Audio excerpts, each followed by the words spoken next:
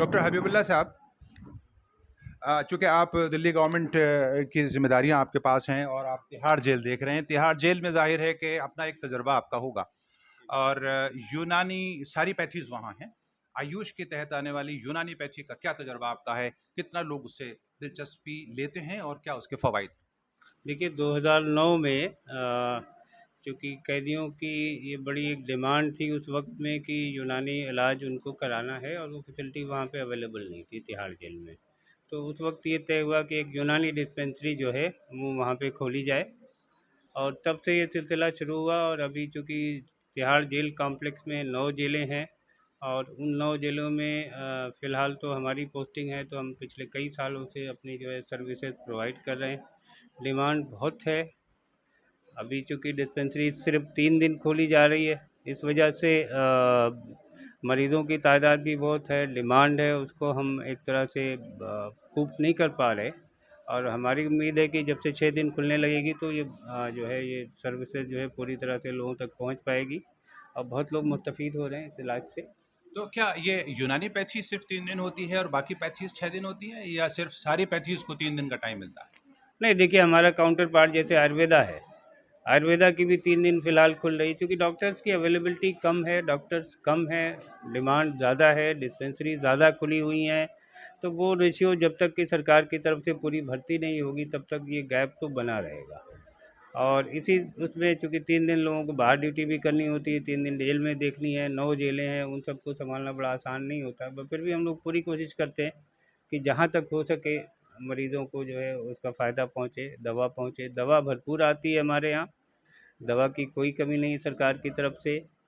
बस स्टाफ की थोड़ी-सी कमी है, वो जल्द पूरी हो जाएगी। स्टाफ की कमी है तिहाड़ जेल में, यूनानी और दूसरी पैथी में भी। ये कह रहे हैं कि वहाँ जल्दी पूरी हो जाएगी। सरकार इस पर पूरा ध्यान दे रही है और तिहाड़ के यानी कैदियों के लिए तमाम पैथीज का प्रबंध वहाँ किया गया, इंतज़ाम किया गया है। ये एक अच्छा पहल है। देखिए, यहाँ एक सवाल पैदा होता है कि वहाँ डिमांड किस तरह की है? कैदी किस पैथी को पसंद करते हैं? एलोपैथी, यूनानी, आयुर्वेदा, होम्योपैथी, मॉडर्न, कौन सी दवाओं को ज़्यादा लाइक करते हैं? इस बारे में हम डॉक्टर साहब से पूछते हैं। किस किस्म की डिमांड कैदियों की तरफ से या एडमिनिस्ट्रेशन की तरफ से होती है? क्या यूनानी की डिमांड भी इतनी ही है जितनी और पैथीज की? बिल्कुल, देखिए एलोपैथी चूँकि इमरजेंसी सर्विसेज में डील करते हैं और जहाँ पे ये होता है ना कि क्विक रिलीफ, एकदम से बुखार बहुत तेज़ से आ गया, फ़ौरन दवा दी और उसको आराम हो गया। लेकिन हमारे यहाँ चूँकि डिमांड बहुत ज़्यादा इस बात की कि कैदी वहाँ पे चूँकि ज़मीन पे लेटते हैं, वो लोग कंबल बिछा करके, एक तो बैक एक की प्रॉब्लम बहुत आती है, उसके मरीज़ बहुत हैं, जोड़ों में दर्द के मरीज़ बहुत हैं। और चूँकि कैदी एक जगह कन्फाइन हो जाता है जेल में, काफ़ी सालों तक वो लोग पड़े रहते हैं, तो एक दिमागी उनको, जिसको हम डिप्रेशन। डिप्रेशन बोलते हैं, उसमें चला जाता है, उस तरह के मरीज़ आते हैं।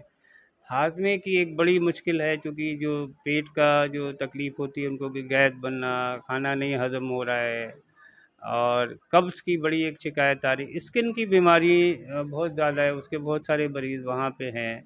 और इवन एक डिप्रेशन है, चूँकि मेल सेक्सुअल डिसऑर्डर भी वहाँ पे बहुत सारे देखे, चूँकि एक लंबे टाइम तक मरीज़ जो है कन्फाइन हो जाता है, तो चूँकि कोई एक्टिविटीज़ तो होती नहीं है, तो उसकी वजह से भी वो बड़े मुतासिर होते हैं। दिल्ली सरकार कितना प्रमोट कर रही है यूनानी पैथी को वहाँ स्पेसिफिकली?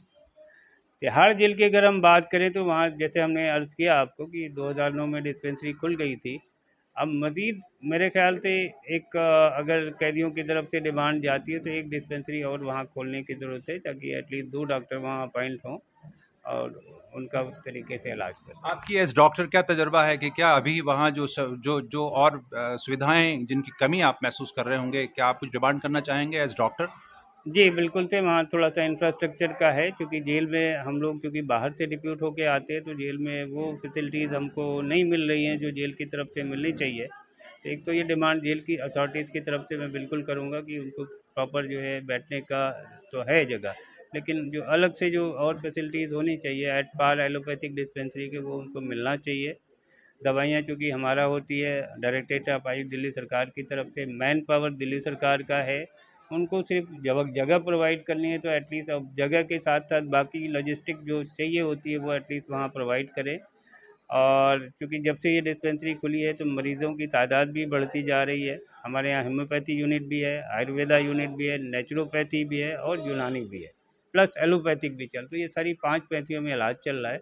और जिसको जहाँ पे जिसकी ज़रूरत होती है हम लोग क्रॉस रेफरल भी करते हैं, मरीज़ों को एक पैथी से दूसरी पैथी में भेजते हैं ताकि उनकी ज़रूरत पूरी हो सके। थैंक यू डॉक्टर साहब। हमें उम्मीद है कि इस वक्त जो है दिल्ली सरकार इस प्रोग्राम को देख रही होगी, दिल्ली सरकार में हेल्थ मिनिस्टर इस प्रोग्राम को देख रहे होंगे, और आशा करते हैं कि जो डिमांड तिहाड़ जेल में मरीजों को की ज़रूरियात को सामने रखते हुए डॉक्टर हबीबुल्ला ने यहाँ रखी हैं, उनको दिल्ली सरकार इस पर ध्यान देगी और यानी वहाँ के कैदियों को भी ह्यूमन राइट्स के तहत उनके अधिकारों को देने का पूरा प्रयत्न करेगी।